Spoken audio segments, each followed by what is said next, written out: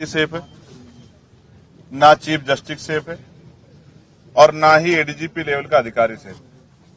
और आज जो घटना हुई, मेरे आने का सबसे बड़ा कारण यह था, कल पंचायत रखी गई परिवार द्वारा। परिवार ने 31 लोगों की कमेटी बनाई, जिसमें पढ़े लिखे लोग हैं, पत्रकार हैं, एडवोकेट हैं, जस्टिस हैं और तमाम तरह के जो क्लास 1 के अधिकारी हैं, पूर्व अधिकारी हैं। तो मुझे कल आना था, लेकिन आज इसलिए आना पड़ा कि सुबह यहाँ की सरकार के इशारे पे पुलिस ने बिना परिवार की परमिशन के पूरन भाई साहब के शव को जिस तरह से बेइज्जत करने के लिए बिना सहमति के पोस्टमार्टम के लिए उठाया है, उससे यह स्पष्ट हो गया है कि संवेदना सरकार की मर गई। 5 दिन हो गए। अगर इतना मजबूत परिवार, जिस परिवार में जिसकी जान गई है, वो क्लास 1 के अधिकारी थे, एडीजीपी लेवल के, जिनकी खुद की पत्नी जो है वो क्लास 1 के अधिकारी आईएएस है, और तमाम तरह के उनके परिवार में जो रिलेटिव हैं, उनके एक भाई जो हैं, उनकी पत्नी के वो एमएलए हैं। जब इस तरह के परिवार को न्याय न मिलने में जो इतनी देरी हो रही है, तो आम गरीब, दलित, पिछड़े वर्ग के लोगों के हालात क्या है? तो ये बड़े चिंता का सबब है। लेकिन हम इतनी आसानी से परिवार को हार नहीं मानने देंगे। परिवार लड़ने के लिए तैयार है, हम सब लोग उनके साथ खड़े हैं। कल जो पंचायत में तय होगा, क्योंकि समाज बड़ा है, हम सब लोग छोटे, तो उस पे हम लोग पहरा देंगे। अगर पंचायत ने कहा कि एक बहुत बड़ी कॉल देके चंडीगढ़ आना है, तो वो भी करेंगे। पंचायत ने जेल भरो आंदोलन के लिए कहा, वो भी करेंगे। पंचायत ने जो भी आदेश दिया, हम लोग उसको पालन करेंगे, क्योंकि मैं पूरन भाई साहब को पहले से जानता हूं।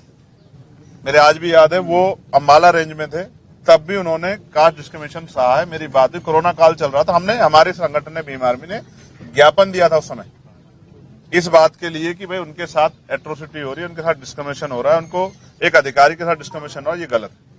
और आज उन्होंने जो कदम उठाया, मैं इसको इस तरह देखता हूं। लोग किस तरह देखते हैं मुझे नहीं पता है।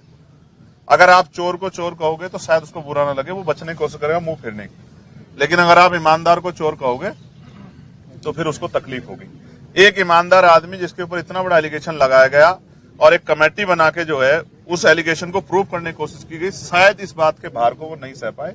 वरना जीवन सबके लिए जरूरी है। उन्होंने इसलिए कदम उठाया, उन्हें लगा कि उनको जीते जी न्याय नहीं मिलेगा, लेकिन मरने के बाद शायद पुलिस, प्रशासन, सरकार और मेरा समाज मेरी बात को सुनेगा। न्याय पसंद, संविधान को मानने वाले लोग इस बात को सुनेंगे। और आज ये दर्द जो है पूरे परिवार का है। मैंने उनकी बिटिया से बात की है, उनकी पत्नी से बात की है, उनके परिवार के और लोगों से बात की है। वो दबी आवाज में ये तो कहते हैं कि सरकार से हमारी बात चल रही है, सरकार कर रही है, लेकिन कहीं ना कहीं उनके मन में आज की घटना से चिंता भी। इसका जवाब मुख्यमंत्री जी को देना चाहिए कि जब मुख्यमंत्री जी खुद उनके टच में है और परिवार कुछ मांगे हैं, उन मांगों को पूरा किए बगैर किस तरह से आज उस बॉडी को, उस पार्थिव शरीर को उठाने का प्रयास किया। मुझे तो ऐसा लगता है हरियाणा में ट्रेंड हो गया है। चाहे गोविंद वाल्मीकि का मामला हो, चाहे हिसार में भी एक ऐसा ही विनोद वाल्मीकि का मामला था। 12-12 दिन तक, जब तक यहाँ पार्थिव शरीर सड़ नहीं जाते, तब तक यहाँ की सरकारें सुनती नहीं। हम इतने कमजोर लोग नहीं कि 12 दिन हमारे शरीर को सड़ाया जाए। न्यायपालिका इतनी कमजोर नहीं है। संविधान ने शक्ति दी है, हम इस शक्ति का प्रयोग करेंगे। कल जो पंचायत का निर्णय होगा, हम लोग उसको मानेंगे। और अगर पंचायत ने कहा, तो मैं आपको फिर ये कह रहा हूं, बहुत छोटे शब्दों में कह रहा हूं, अगर पंचायत ने आदेश किया कि कोई मीटिंग होनी है, कोई रैली, कोई आंदोलन होना है, तो आप देखना कम से कम 10 लाख लोग चंडीगढ़ पहुंचेंगे। बराबर में आपके हरियाणा है, हरियाणा पूरा गुस्से में है। बराबर में आपके पंजाब है, पंजाब के लोग यहाँ बहुत बड़े पैमाने पे आ रहे हैं। तमाम दलों का भी सहयोग है। और उत्तर प्रदेश के रास्ते भी हरियाणा के जरिए खुले हुए हैं। चारों तरफ से ये पूरे बेल्ट उत्तर प्रदेश से घिरी हुई है, पूरी जो लेफ्ट हैंड साइड यमुना के पास है। तो हम लोगों में भी चिंता है कि अगर हम अपने इस लेवल के अधिकारी को न्याय नहीं दिला पा रहे हैं, तो आम कमजोर, दलित, गरीब के साथ क्या हो रहा होगा। और ये भी आपसे छिपा हुआ नहीं है। सबसे ज्यादा यही होता है, बड़े पैमाने पे होता है, और सुनवाई भी नहीं होती। यहीं पे सामूहिक बहिष्कार होता है, यहीं पे घरों से निकाला जाता है। तो हरियाणा की कानून व्यवस्था किसके भरोसे है, इसका जवाब मुख्यमंत्री जी को देना चाहिए। मुख्यमंत्री कहते हैं कि जितना मर्जी व्यक्ति हो, बड़ा व्यक्ति हो, उसको बख्शा नहीं जाएगा। आज मीटिंग थी बीजेपी की, उसमें सभी लोगों ने बात कही है। क्या कहना चाहेंगे एसपी को? तो फिर डीजीपी पे कार्रवाई अब तक क्यों नहीं हुई? और क्या एप्लीकेशन में खेल नहीं हुआ है? क्या नामों को सस्पेक्टेड वाले को उससे कॉलम 7 से नहीं हटाया गया? उसमें कहां थे नाम? दोबारा उनकी पत्नी को क्यों एप्लीकेशन करनी पड़ी कि इनके नाम तो रखो? अब तक उनसे किसने पूछताछ हुई है? क्या हुआ है? यदि सरकार फैसला ले लेती है मीटिंग से पहले तो एजिटेशन चलेगा या फिर वही कमेटी निर्णय लेगी? देखिए, किसी एक आदमी का एजिटेशन नहीं, समाज का एजिटेशन है। कमेटी बनी है, परिवार के कोऑर्डिनेशन होगा और जो कमेटी का आदेश होगा, सरकार उससे पहले मांग मान ले, कुछ भी नहीं होगा। कमेटी के लिए कल आप रुक रहे हैं जो उनकी मीटिंग है? देखिए, मैं फिर आपको स्पष्ट कह रहा हूं, हमारी संगठन के एक आदमी को उन्होंने उसका हिस्सा बनाया है। वो इसलिए बनाया है कि ये सामूहिक निर्णय हो और उन्होंने समाज के पाले में गेंद छोड़ी। आप ये समझो, मैं इस परिवार के भी हिम्मत की दाद दूंगा। उनको लड़ना किससे पड़ रहा है? पूरे सिस्टम से लड़ना पड़ रहा है। तो मैं, क्योंकि उन्होंने पे कुछ बचा नहीं खोने के लिए, मैंने उनकी बेटियों को देखा, उनकी आंखें सूख गई हैं, वो कुछ खा नहीं रहे। सरकार क्या उनके मरने का इंतजार कर रही है कि जब ये मर जाएंगे एक और डेड बॉडी को वहां सजवाना चाहती है क्या पीजीआई में? तो सरकार जो कह रही है उसको करे भी। आप इसको लेकर मुख्यमंत्री से मुलाकात भी करेंगे? नहीं, मुझे क्यों मुलाकात करनी? मुख्यमंत्री को दिखाई देता है, सुनाई देता है, उनके प्रदेश का मामला है, राजधानी में सब कुछ हो रहा है कि आंखें बंद हो गई है, तो पूरे देश को दिखाई दे रहा है। आप यहां से कश्मीर में फोन करके पूछो, कन्याकुमारी में, किसी से पूछो भाई, समाज को, जो सोसाइटी को है, प्रदेश को चलाते हैं एडमिनिस्ट्रेशन के लोग, पुलिस के लोग, उन्हीं से जुड़ा मामला है, तो सबको पता है, बच्चे बच्चे को पता है।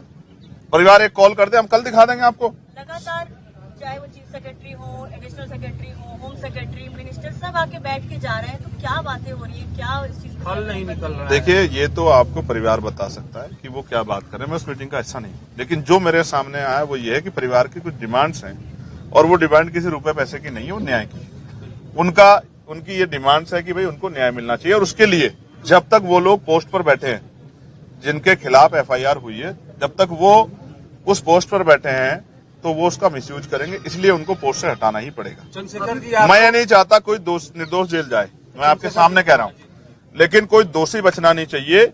ये बात हमारी बिल्कुल पुख्ता है, इस पे हम कोई समझौता समाज नहीं करेंगे। चंद्रशेखर जी, दो लेकर आपने बहुत बार बोला है। इनके बाद एक एक करके SC ST एक्ट को लेकर आपने बहुत आवाज उठाई है, ये भी मामला वही है और इसमें देखिए जो डेथ होने से पहले उन्होंने अपना डाइंग स्टेटमेंट, इस आधार पर जो कानून कहता है उसमें की गिरफ्तारी होनी चाहिए, अभी तक हुआ नहीं, इसको लेकर क्या कहेंगे? देखिए, डाइंग स्टेटमेंट जो है ना, वो फाइनल स्टेटमेंट है, उसके बाद किसी और एविडेंस की जरूरत नहीं। उन्होंने अपना जो है सुसाइड नोट दिया है, उसके बाद किस चीज की जरूरत है?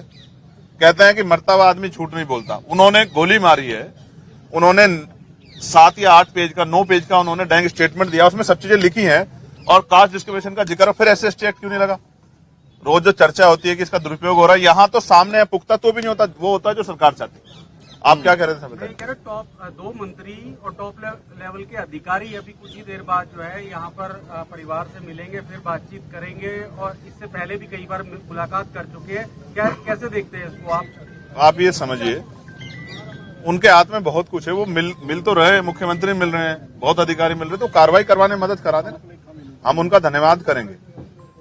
हालांकि उनके कर्म ऐसे नहीं, लेकिन फिर भी सरकार का हम लोग धन्यवाद करेंगे अगर वो फेयर कार्रवाई कराते। और अगर फेयर कार्रवाई नहीं करवाती तो फिर आप समझिए कि कहाँ न्याय तो गरीबों से, दलितों से तो बहुत दूर है न्याय। ठीक है भाई, यहाँ लोग आ रहे हैं, तमाम सब लोग चर्चा कर रहे हैं, न्याय के लिए तो कर रहे हैं ना, पिकनिक तो है नहीं। उनका परिवार का सब कुछ चला गया ना, क्या आप पूरन साहब को वापस ला सकते हैं? अगर सरकार पूरन साहब को वापस लिया, भाजपा नेताओं का ये भी डर आ रहा है कि अब मामले का राजनीतिकरण हो रहा है, नेता आ रहे हैं बार बार, राजनीति तो ये दोनों नेता राजनीति करने आ रहे हैं जो मेरे पास आएंगे? आपने तो भी बताया ना, या पिकनिक मनाने आ रहे हैं? क्यों आ रहे हैं? राजनीति करने। अच्छा, बेटियों से कोई बात हुई है तो बेटियां क्या बोल रही हैं? आपको कुछ बोला होगा उन्होंने? जी, मेरी बात हुई और मैं आपको बहुत जिम्मेदारी से बता रहा हूँ, उनका सब कुछ उजड़ गया है, उनके मुंह से आवाज नहीं निकल रही है। मुझे नहीं पता उन्होंने कब से खाना खाया नहीं खाया है, पानी पिया नहीं पिया है। एक बेटी तो ऐसी जिसने 1 साल से अपने पिता का चेहरा नहीं देखा है, और क्योंकि अभी मोर्चरी में वो वहां तक भी नहीं जा पाए हैं, इससे ज्यादा संवेदनहीनता नहीं हो सकती। अगर सरकार इतने दर्द के बाद भी नहीं सुनना चाहती तो हम लोगों को भी और हमारे लोगों को भी समझना चाहिए कि जो जिंदा रहते न्याय नहीं देते, सम्मान नहीं देते, और जो मरने के बाद भी सम्मान और न्याय नहीं देते, तो वो हमारे कितने हितैषी। ये हमारे लोगों के लिए बहुत बड़ा प्रश्न है, ये उनके सामने एक बहुत बड़ा चैलेंज है। और सोचने समझने की रोटी खाते हैं, अब भी नहीं समझेंगे तो कब समझेंगे? जब एक एडीजीपी लेवल के अधिकारी को और उनकी जो है, अब जो उनकी पत्नी है, जो IAS लेवल के अधिकारी हैं, जिनका पूरा जो है, जो यहाँ थी भी नहीं, जापान थी मुख्यमंत्री के साथ उस समय सरकारी काम से, तो आप समझो जब उनको न्याय नहीं मिल रहा है तो गांव में जो मोली जैसे गांव में रहने वाले क्या दलित समाज किसी व्यक्ति को जिसको मारा पीटा जा रहा है इसके बाद में उसको न्याय मिल सकता है क्या? शर्म आनी चाहिए सरकार। रोहतक के एसपी को हटा दिया गया पद से, लेकिन परिवार की जो मांग थी गिरफ्तारी की वो नहीं हो पाई। इसका जवाब मुख्यमंत्री से मांगते। आप ऐसा मुझसे ऐसे पूछ रहे जैसे मैं मुख्यमंत्री हूं और मुझे कार्रवाई करनी है। मैं होता तो घुटनों के बल होते सब। हाँ जी। देखिए ऐसा है, पूरे देश में ये जो घटना हुई है इस घटना को लेके कमजोर वर्गों में आक्रोश है। सबका ध्यान परिवार की तरफ। आज ऐसी स्थिति है देश में, कमजोर वर्ग का ना राष्ट्रपति सेफ है, ना चीफ जस्टिस सेफ है और ना ही एडीजीपी लेवल का अधिकारी सेफ है। और आज जो घटना हुई, मेरे आने का सबसे बड़ा कारण यह था, कल पंचायत रखी गई परिवार द्वारा। परिवार ने 31 लोगों की कमेटी बनाई, इसमें पढ़े लिखे लोग हैं, पत्रकार हैं, एडवोकेट हैं, जस्टिस हैं और तमाम तरह के जो क्लास 1 के अधिकारी हैं, पूर्व अधिकारी हैं। तो मुझे कल आना था, लेकिन आज इसलिए आना पड़ा कि सुबह यहां की सरकार के इशारे पे पुलिस ने बिना परिवार की परमिशन के पूरन भाई साहब के शव को जिस तरह से बेइज्जत करने के लिए बिना सहमति के पोस्टमार्टम के लिए उठाया है, उससे यह स्पष्ट हो गया है कि संवेदना सरकार की मर गई। 5 दिन हो गए। अगर इतना मजबूत परिवार, जिस परिवार में जिसकी जान गई है, वो क्लास 1 के अधिकारी थे, एडीजीपी लेवल के, जिनकी खुद की पत्नी जो है वो क्लास 1 के अधिकारी आईएएस है, और तमाम तरह के उनके परिवार में जो रिलेटिव हैं, उनके एक भाई जो हैं, उनकी पत्नी के वो एमएलए हैं। जब इस तरह के परिवार को न्याय नहीं मिलने में जो इतनी देरी हो रही है, तो आम गरीब दलित पिछड़े वर्ग के लोगों के हालात क्या है? तो ये बड़े चिंता का सबब है। लेकिन हम इतनी आसानी से परिवार को हार नहीं मानने देंगे। परिवार लड़ने के लिए तैयार है, हम सब लोग उनके साथ खड़े हैं। कल जो पंचायत में तय होगा, क्योंकि समाज बड़ा है, हम सब लोग छोटे, तो उस पे हम लोग पहरा देंगे। अगर पंचायत ने कहा कि एक बहुत बड़ी कॉल देके चंडीगढ़ आना है तो वो भी करेंगे। पंचायत ने जेल भरो आंदोलन के लिए कहा, वो भी करेंगे। पंचायत ने जो भी आदेश दिया हम लोग उसको पालन करेंगे, क्योंकि मैं पूरन भाई साहब को पहले से जानता हूं। मेरे आज भी याद है, वो अंबाला रेंज में थे, तब भी उन्होंने कास्ट डिस्क्रिमिनेशन सहा है। मेरी बात हुई, कोरोना काल चल रहा था, हमने, हमारे संगठन ने, भीम आर्मी ने ज्ञापन दिया था उस समय इस बात के लिए कि भाई उनके साथ एट्रोसिटी हो रही है, उनके साथ डिस्क्रिमिनेशन हो रहा है, उनको एक अधिकारी के साथ डिस्क्रिमिनेशन हो रहा है, ये गलत है। और आज उन्होंने जो कदम उठाया, मैं इसको इस तरह देखता हूं। लोग किस तरह देखते हैं मुझे नहीं पता है। अगर आप चोर को चोर कहोगे तो शायद उसको बुरा ना लगे, वो बचने की कोशिश करेगा मुंह फेरने की। लेकिन अगर आप ईमानदार को चोर कहोगे तो फिर उसको तकलीफ होगी। एक ईमानदार आदमी जिसके ऊपर इतना बड़ा एलिगेशन लगाया गया और एक कमेटी बना के जो है उस एलिगेशन को प्रूव करने की कोशिश की गई, शायद इस बात के भार को वो नहीं सह पाए, वरना जीवन सबके लिए जरूरी है। उन्होंने इसलिए कदम उठाया, उन्हें लगा कि उनको जीते जी न्याय नहीं मिलेगा, लेकिन मरने के बाद शायद पुलिस, प्रशासन, सरकार और मेरा समाज मेरी बात को सुनेगा। न्याय पसंद, संविधान को मानने वाले लोग इस बात को सुनेंगे। और आज ये दर्द जो है पूरे परिवार का है। मैंने उनकी बिटिया से बात की है, उनकी पत्नी से बात की है, उनके परिवार के और लोगों से बात की है। वो दबी आवाज में ये तो कहते हैं कि सरकार से हमारी बात चल रही है, सरकार कर रही है, लेकिन कहीं ना कहीं उनके मन में आज की घटना से चिंता भी। इसका जवाब मुख्यमंत्री जी को देना चाहिए कि जब मुख्यमंत्री जी खुद उनके टच में है और परिवार कुछ मांगे हैं, उन मांगों को पूरा किए बगैर किस तरह से आज उस बॉडी को, उस पार्थिव शरीर को उठाने का प्रयास किया। मुझे तो ऐसा लगता है हरियाणा में ट्रेंड हो गया है। चाहे गोविंद वाल्मीकि का मामला हो, चाहे हिसार में भी एक ऐसा ही विनोद वाल्मीकि का मामला था। 12-12 दिन तक जब तक यहाँ पार्थिव शरीर सड़ नहीं जाते तब तक यहाँ की सरकारें सुनती नहीं। हम इतने कमजोर लोग नहीं कि 12 दिन हमारे शरीर को सड़ाया जाए। न्यायपालिका इतनी कमजोर नहीं है, संविधान ने शक्ति दी है, हम इस शक्ति का प्रयोग करेंगे। कल जो पंचायत का निर्णय होगा हम लोग उसको मानेंगे। और अगर पंचायत ने कहा, तो मैं आपको फिर ये कह रहा हूं, बहुत छोटे शब्दों में कह रहा हूं, अगर पंचायत ने आदेश किया कि कोई मीटिंग होनी है, कोई रैली, कोई आंदोलन होना है, तो आप देखना कम से कम 10 लाख लोग चंडीगढ़ पहुंचेंगे। बराबर में आपके हरियाणा है, हरियाणा पूरा गुस्से में है। बराबर में आपके पंजाब है, पंजाब के लोग यहाँ बहुत बड़े पैमाने पे आ रहे हैं। तमाम दलों का भी सहयोग है। और उत्तर प्रदेश के रास्ते भी हरियाणा के जरिए खुले हुए हैं। चारों तरफ से ये पूरे बेल्ट उत्तर प्रदेश से घिरी हुई है, पूरी जो लेफ्ट हैंड साइड यमुना के पास है। तो हम लोगों में भी चिंता है कि अगर हम अपने इस लेवल के अधिकारी को न्याय नहीं दिला पा रहे हैं तो आम कमजोर दलित गरीब के साथ क्या हो रहा होगा। और ये भी आपसे छिपा हुआ नहीं है, सबसे ज्यादा यही होता है, बड़े पैमाने पे होता है और सुनवाई भी नहीं होती। यहीं पे सामूहिक बहिष्कार होता है, यहीं पे घरों से निकाला जाता है।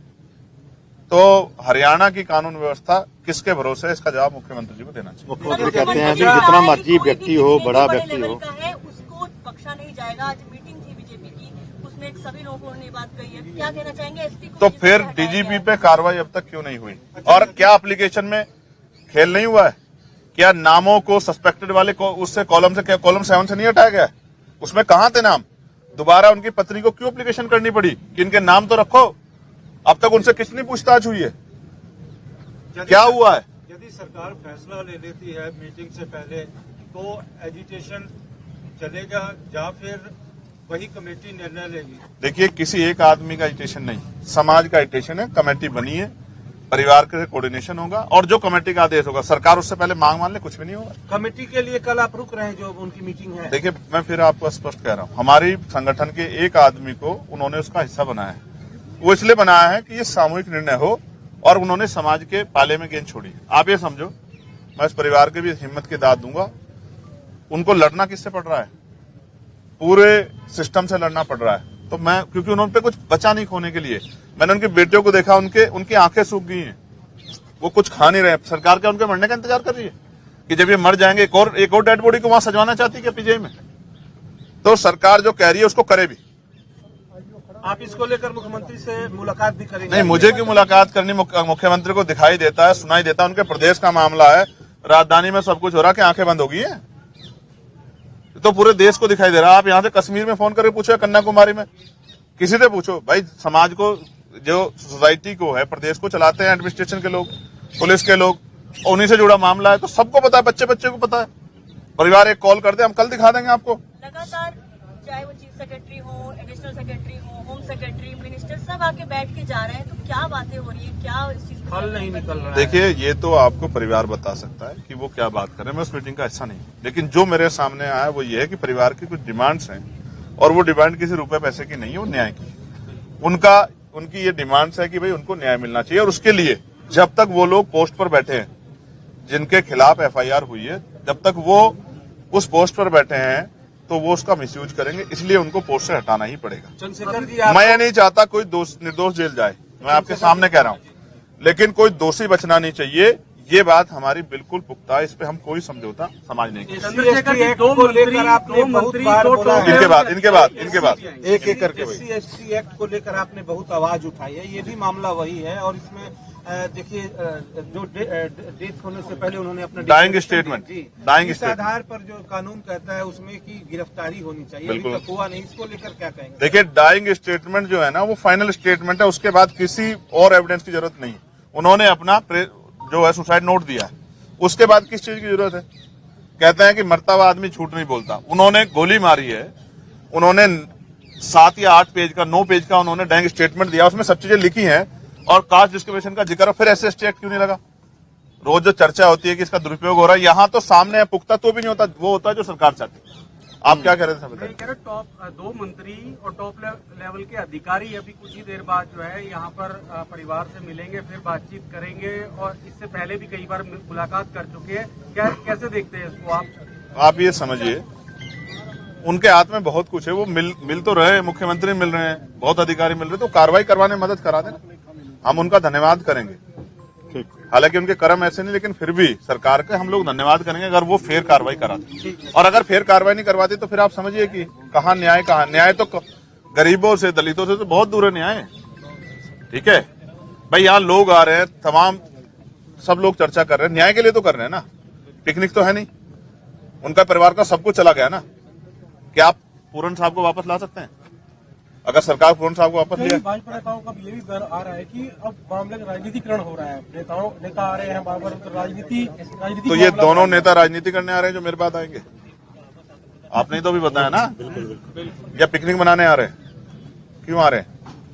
राजनीति करने। अच्छा, बेटियों से कोई बात हुई है तो बेटियां क्या बोल रही हैं? आपको कुछ बोला होगा उन्होंने? जी, मेरी बात हुई और मैं आपको बहुत जिम्मेदारी से बता रहा हूँ, उनका सब कुछ उजड़ गया है।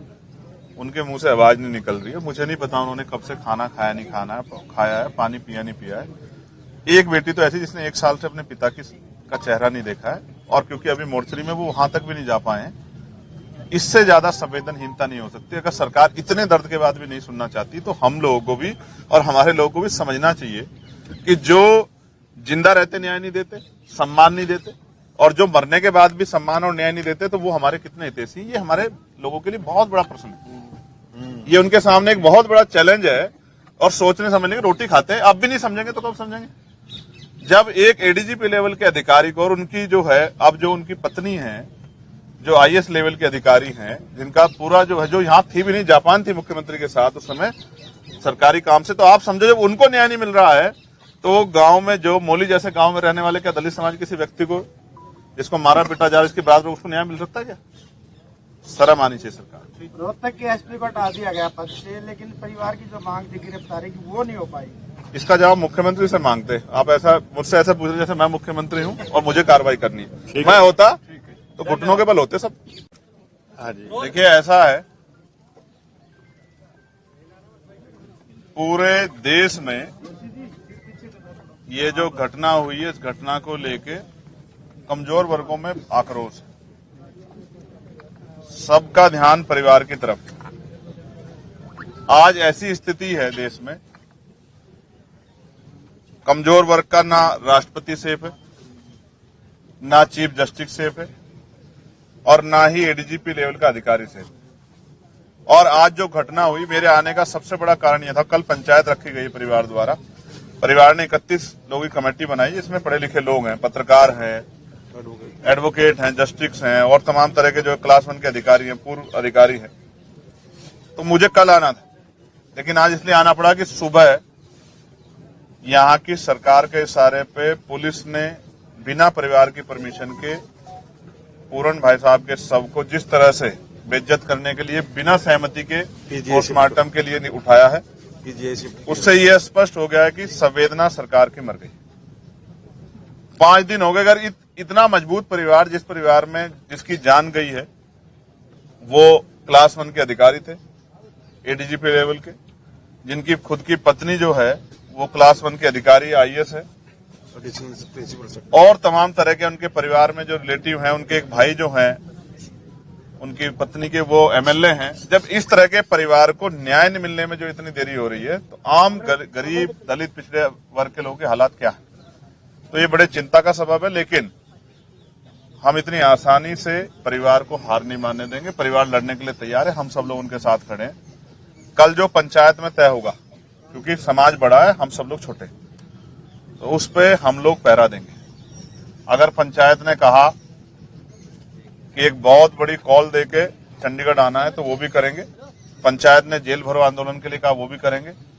पंचायत ने जो भी आदेश दिया, हम लोग उसको पालन करेंगे, क्योंकि मैं पूरन भाई साहब को पहले से जानता हूं।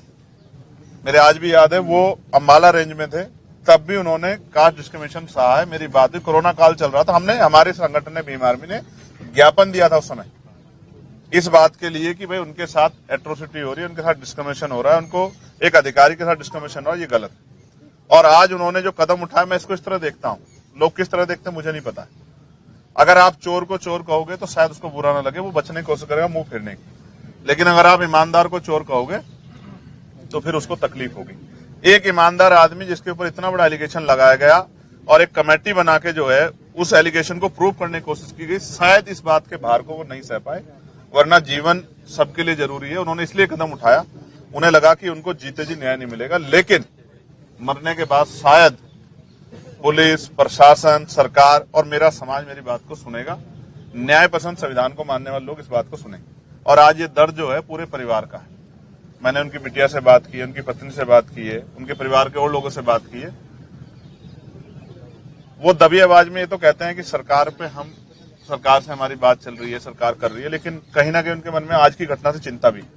इसका जवाब मुख्यमंत्री जी को देना चाहिए कि जब मुख्यमंत्री जी खुद उनके टच में है और परिवार कुछ मांगे हैं, उन मांगों को पूरा किए बगैर किस तरह से आज उस बॉडी को, उस पार्थिव शरीर को उठाने का प्रयास किया। मुझे तो ऐसा लगता है हरियाणा में ट्रेंड हो गया है। चाहे गोविंद वाल्मीकि का मामला हो, चाहे हिसार में भी एक ऐसा ही विनोद वाल्मीकि का मामला था। 12-12 दिन तक, जब तक यहाँ पार्थिव शरीर सड़ नहीं जाते तब तक यहाँ की सरकारें सुनती नहीं। हम इतने कमजोर लोग नहीं कि 12 दिन हमारे शरीर को सड़ाया जाए। न्यायपालिका इतनी कमजोर नहीं है। संविधान ने शक्ति दी है, हम इस शक्ति का प्रयोग करेंगे। कल जो पंचायत का निर्णय होगा हम लोग उसको मानेंगे। और अगर पंचायत ने कहा, तो मैं आपको फिर ये कह रहा हूं, बहुत छोटे शब्दों में कह रहा हूं, अगर पंचायत ने आदेश किया कि कोई मीटिंग होनी है, कोई रैली, कोई आंदोलन होना है, तो आप देखना कम से कम 10 लाख लोग चंडीगढ़ पहुंचेंगे। बराबर में आपके हरियाणा है, हरियाणा पूरा गुस्से में है। बराबर में आपके पंजाब है, पंजाब के लोग यहाँ बहुत बड़े पैमाने पे आ रहे हैं। तमाम दलों का भी सहयोग है। और उत्तर प्रदेश के रास्ते भी हरियाणा के जरिए खुले हुए हैं। चारों तरफ से ये पूरे बेल्ट उत्तर प्रदेश से घिरी हुई है, पूरी जो लेफ्ट हैंड साइड यमुना के पास है। तो हम लोगों में भी चिंता है कि अगर हम अपने इस लेवल के अधिकारी को न्याय नहीं दिला पा रहे हैं, तो आम कमजोर दलित गरीब के साथ क्या हो रहा होगा। और ये भी आपसे छिपा हुआ नहीं है। सबसे ज्यादा यही होता है, बड़े पैमाने पे होता है, और सुनवाई भी नहीं होती। यहीं पे सामूहिक बहिष्कार होता है, यहीं पे घरों से निकाला जाता है। तो हरियाणा की कानून व्यवस्था किसके भरोसे है, इसका जवाब मुख्यमंत्री जी को देना चाहिए। मुख्यमंत्री कहते हैं कि जितना मर्जी व्यक्ति हो, बड़ा व्यक्ति हो, उसको बख्शा नहीं जाएगा। आज मीटिंग थी बीजेपी की, उसमें सभी लोगों ने बात कही है। क्या कहना चाहेंगे एसपी को? तो फिर डीजीपी पे कार्रवाई अब तक क्यों नहीं हुई? और क्या एप्लीकेशन में खेल नहीं हुआ है? क्या नामों को सस्पेक्टेड वाले को उससे कॉलम 7 से नहीं हटाया गया? उसमें कहां थे नाम? दोबारा उनकी पत्नी को क्यों एप्लीकेशन करनी पड़ी कि इनके नाम तो रखो? अब तक उनसे कितनी पूछताछ हुई है? क्या हुआ है? यदि सरकार फैसला ले लेती है मीटिंग से पहले, तो एजिटेशन चलेगा या फिर वही कमेटी निर्णय लेगी? देखिए, किसी एक आदमी का एजिटेशन नहीं, समाज का एजिटेशन है। कमेटी बनी है, परिवार के कोऑर्डिनेशन होगा, और जो कमेटी का आदेश होगा, सरकार उससे पहले मांग मान ले, कुछ भी नहीं होगा। कमेटी के लिए कल आप रुक रहे हैं, जो उनकी मीटिंग है? देखिए, मैं फिर आपको स्पष्ट कह रहा हूं, हमारी संगठन के एक आदमी को उन्होंने उसका हिस्सा बनाया है। वो इसलिए बनाया है कि ये सामूहिक निर्णय हो, और उन्होंने समाज के पाले में गेंद छोड़ी। आप ये समझो, मैं इस परिवार के भी हिम्मत की दाद दूंगा। उनको लड़ना किससे पड़ रहा है? पूरे सिस्टम से लड़ना पड़ रहा है। तो मैं, क्योंकि उन्होंने पे कुछ बचा नहीं खोने के लिए। मैंने उनकी बेटियों को देखा, उनकी आंखें सूख गई हैं, वो कुछ खा नहीं रहे। सरकार क्या उनके मरने का इंतजार कर रही है कि जब ये मर जाएंगे एक और डेड बॉडी को वहां सजवाना चाहती है क्या पीजीआई में? तो सरकार जो कह रही है उसको करे भी। आप इसको लेकर मुख्यमंत्री से मुलाकात भी करेंगे? नहीं, मुझे क्यों मुलाकात करनी? मुख्यमंत्री को दिखाई देता है, सुनाई देता है, उनके प्रदेश का मामला है, राजधानी में सब कुछ हो रहा है कि आंखें बंद हो गई है। तो पूरे देश को दिखाई दे रहा है। आप यहां से कश्मीर में फोन करके पूछो, कन्याकुमारी में, किसी से पूछो भाई। समाज को, जो सोसाइटी को है, प्रदेश को चलाते हैं एडमिनिस्ट्रेशन के लोग, पुलिस के लोग, उन्हीं से जुड़ा मामला है, तो सबको पता है, बच्चे को पता है। परिवार एक कॉल कर दे, हम कल दिखा देंगे आपको। लगातार चाहे वो चीफ सेक्रेटरी हो, एडिशनल सेक्रेटरी हो, होम सेक्रेटरी, मिनिस्टर सब आके बैठ के जा रहे हैं, तो क्या बातें हो रही है? क्या इस चीज फल नहीं निकल रहा है? देखिए, ये तो आपको परिवार बता सकता है कि वो क्या बात कर रहे हैं। मैं उस मीटिंग का हिस्सा नहीं। लेकिन जो मेरे सामने आया है वो ये है कि परिवार की कुछ डिमांड्स हैं, और वो डिमांड किसी रुपए पैसे की नहीं है, वो न्याय की। उनकी ये डिमांड्स है कि भाई उनको न्याय मिलना चाहिए, और उसके लिए जब तक वो लोग पोस्ट पर बैठे हैं, जिनके खिलाफ एफआईआर हुई है, जब तक वो उस पोस्ट पर बैठे हैं, तो वो उसका मिसयूज करेंगे। इसलिए उनको पोस्ट से हटाना ही पड़ेगा। चंद्रशेखर जी, मैं ये नहीं चाहता कोई निर्दोष जेल जाए, मैं आपके सामने कह रहा हूं, लेकिन कोई दोषी बचना नहीं चाहिए।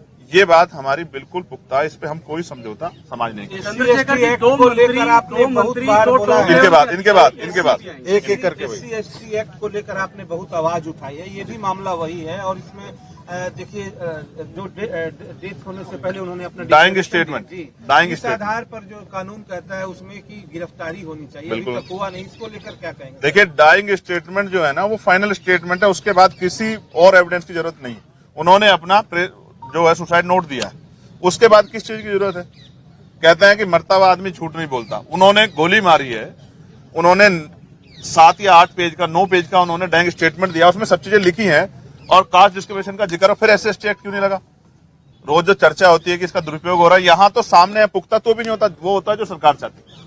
आप क्या कह रहे थे? मैं कह रहा टॉप 2 मंत्री और टॉप लेवल के अधिकारी अभी कुछ ही देर बाद जो है यहाँ पर परिवार से मिलेंगे, फिर बातचीत करेंगे, और इससे पहले भी कई बार मुलाकात कर चुके हैं। क्या कैसे देखते हैं इसको आप ये समझिए, उनके हाथ में बहुत कुछ है, वो मिल तो रहे, मुख्यमंत्री मिल रहे हैं, बहुत अधिकारी मिल रहे हैं, तो कार्रवाई करवाने में मदद करा देना, हम उनका धन्यवाद करेंगे। ठीक। हालांकि उनके कर्म ऐसे नहीं, लेकिन फिर भी सरकार का हम लोग धन्यवाद करेंगे अगर वो फेयर कार्रवाई कराते। और अगर फेयर कार्रवाई नहीं करवाती तो फिर आप समझिए कि कहाँ न्याय तो गरीबों से, दलितों से तो बहुत दूर है न्याय। ठीक है भाई, यहाँ लोग आ रहे हैं, तमाम सब लोग चर्चा कर रहे हैं, न्याय के लिए तो कर रहे हैं ना, पिकनिक तो है नहीं। उनका परिवार का सब कुछ चला गया ना। क्या आप पूरन साहब को वापस ला सकते हैं? अगर सरकार पूरन साहब को वापस लिया, भाजपा नेताओं का ये भी बयान आ रहा है कि अब मामले का राजनीतिकरण हो रहा है, नेता आ रहे हैं बार बार, राजनीति तो ये दोनों नेता राजनीति करने आ रहे हैं जो मेरे पास आएंगे। आपने तो भी बताया ना, या पिकनिक मनाने आ रहे हैं? क्यों आ रहे हैं? राजनीति करने। अच्छा, बेटियों से कोई बात हुई है तो बेटियां क्या बोल रही हैं? आपको कुछ बोला होगा उन्होंने? जी मेरी बात हुई और मैं आपको बहुत जिम्मेदारी से बता रहा हूँ, उनका सब कुछ उजड़ गया है, उनके मुंह से आवाज नहीं निकल रही है। मुझे नहीं पता उन्होंने कब से खाना खाया नहीं खाया है, पानी पिया नहीं पिया है। एक बेटी तो ऐसी जिसने 1 साल से अपने पिता का चेहरा नहीं देखा है, और क्योंकि अभी मोर्चरी में वो वहां तक भी नहीं जा पाए हैं, इससे ज्यादा संवेदनहीनता नहीं हो सकती। अगर सरकार इतने दर्द के बाद भी नहीं सुनना चाहती तो हम लोगों को भी और हमारे लोगों को भी समझना चाहिए कि जो जिंदा रहते न्याय नहीं देते, सम्मान नहीं देते, और जो मरने के बाद भी सम्मान और न्याय नहीं देते, तो वो हमारे कितने हितैषी। ये हमारे लोगों के लिए बहुत बड़ा प्रश्न है। ये उनके सामने एक बहुत बड़ा चैलेंज है, और सोचने समझने की रोटी खाते हैं। अब भी नहीं समझेंगे तो कब समझेंगे? जब एक एडीजीपी लेवल के अधिकारी को, और उनकी जो है, अब जो उनकी पत्नी है, जो आईएएस लेवल के अधिकारी हैं, जिनका पूरा जो है, जो यहाँ थी भी नहीं, जापान थी मुख्यमंत्री के साथ उस समय सरकारी काम से, तो आप समझो जब उनको न्याय नहीं मिल रहा है तो गांव में, जो मोली जैसे गांव में रहने वाले क्या दलित समाज किसी व्यक्ति को जिसको मारा पीटा जा रहा है, इसके बाद में उसको न्याय मिल सकता है क्या? शर्म आनी चाहिए सरकार। रोहतक के एसपी को हटा दिया गया पद से, लेकिन परिवार की जो मांग थी गिरफ्तारी की वो नहीं हो पाई। इसका जवाब मुख्यमंत्री से मांगते। आप ऐसा मुझसे ऐसा पूछ रहे जैसे मैं मुख्यमंत्री हूँ और मुझे कार्रवाई करनी है। मैं होता तो घुटनों के बल होते सब। हाँ जी। देखिए ऐसा है, पूरे देश में ये जो घटना हुई है, इस घटना को लेके कमजोर वर्गों में आक्रोश है। सबका ध्यान परिवार की तरफ। आज ऐसी स्थिति है देश में, कमजोर वर्ग का ना राष्ट्रपति सेफ है, ना चीफ जस्टिस सेफ है, और ना ही एडीजीपी लेवल का अधिकारी सेफ। और आज जो घटना हुई, मेरे आने का सबसे बड़ा कारण यह था, कल पंचायत रखी गई परिवार द्वारा। परिवार ने 31 लोगों की कमेटी बनाई, जिसमें पढ़े लिखे लोग हैं, पत्रकार हैं, एडवोकेट हैं, जस्टिस हैं, और तमाम तरह के जो क्लास 1 के अधिकारी हैं, पूर्व अधिकारी हैं। तो मुझे कल आना था, लेकिन आज इसलिए आना पड़ा कि सुबह यहाँ की सरकार के इशारे पे पुलिस ने बिना परिवार की परमिशन के पूरन भाई साहब के शव को जिस तरह से बेइज्जत करने के लिए बिना सहमति के पोस्टमार्टम के लिए उठाया है, उससे यह स्पष्ट हो गया है कि संवेदना सरकार की मर गई। 5 दिन हो गए। अगर इतना मजबूत परिवार, जिस परिवार में जिसकी जान गई है, वो क्लास 1 के अधिकारी थे, एडीजीपी लेवल के, जिनकी खुद की पत्नी जो है वो क्लास 1 के अधिकारी आईएएस है, और तमाम तरह के उनके परिवार में जो रिलेटिव हैं, उनके एक भाई जो हैं, उनकी पत्नी के वो एमएलए हैं। जब इस तरह के परिवार को न्याय नहीं मिलने में जो इतनी देरी हो रही है, तो आम गरीब, दलित, पिछड़े वर्ग के लोगों के हालात क्या है? तो ये बड़े चिंता का सबब है। लेकिन हम इतनी आसानी से परिवार को हार नहीं मानने देंगे। परिवार लड़ने के लिए तैयार है, हम सब लोग उनके साथ खड़े हैं। कल जो पंचायत में तय होगा, क्योंकि समाज बड़ा है, हम सब लोग छोटे, तो उस पे हम लोग पहरा देंगे। अगर पंचायत ने कहा कि एक बहुत बड़ी कॉल देके चंडीगढ़ आना है, तो वो भी करेंगे। पंचायत ने जेल भरो आंदोलन के लिए कहा, वो भी करेंगे। पंचायत ने जो भी आदेश दिया, हम लोग उसको पालन करेंगे, क्योंकि मैं पूरन भाई साहब को पहले से जानता हूं। मेरे आज भी याद है, वो अंबाला रेंज में थे, तब भी उन्होंने कास्ट डिस्क्रिमिनेशन सहा है। मेरी बात हुई, कोरोना काल चल रहा था, हमने, हमारे संगठन ने, भीम आर्मी ने ज्ञापन दिया था उस समय इस बात के लिए कि भाई उनके साथ एट्रोसिटी हो रही है, उनके साथ डिस्क्रिमिनेशन हो रहा है, उनको एक अधिकारी के साथ डिस्क्रिमिनेशन हो रहा है, ये गलत है। और आज उन्होंने जो कदम उठाया, मैं इसको इस तरह देखता हूं। लोग किस तरह देखते हैं मुझे नहीं पता है। अगर आप चोर को चोर कहोगे तो शायद उसको बुरा ना लगे, वो बचने की कोशिश करेगा मुंह फिरने की। लेकिन अगर आप ईमानदार को चोर कहोगे तो फिर उसको तकलीफ होगी। एक ईमानदार आदमी जिसके ऊपर इतना बड़ा एलिगेशन लगाया गया और एक कमेटी बना के जो है उस एलिगेशन को प्रूव करने की कोशिश की गई। शायद इस बात के भार को वो नहीं सह पाए, वरना जीवन सबके लिए जरूरी है। उन्होंने इसलिए कदम उठाया, उन्हें लगा कि उनको जीते जी न्याय नहीं मिलेगा, लेकिन मरने के बाद शायद पुलिस, प्रशासन, सरकार और मेरा समाज मेरी बात को सुनेगा। न्याय पसंद, संविधान को मानने वाले लोग इस बात को सुनेंगे। और आज ये दर्द जो है पूरे परिवार का है। मैंने उनकी बिटिया से बात की है, उनकी पत्नी से बात की है, उनके परिवार के और लोगों से बात की है। वो दबी आवाज में ये तो कहते हैं कि सरकार से हमारी बात चल रही है, सरकार कर रही है, लेकिन कहीं ना कहीं उनके मन में आज की घटना से चिंता भी। इसका जवाब मुख्यमंत्री जी को देना चाहिए कि जब मुख्यमंत्री जी खुद उनके टच में है और परिवार कुछ मांगे हैं, उन मांगों को पूरा किए बगैर किस तरह से आज उस बॉडी को, उस पार्थिव शरीर को उठाने का प्रयास किया। मुझे तो ऐसा लगता है हरियाणा में ट्रेंड हो गया है। चाहे गोविंद वाल्मीकि का मामला हो, चाहे हिसार में भी एक ऐसा ही विनोद वाल्मीकि का मामला था। 12-12 दिन तक जब तक यहाँ पार्थिव शरीर सड़ नहीं जाते तब तक यहाँ की सरकारें सुनती नहीं।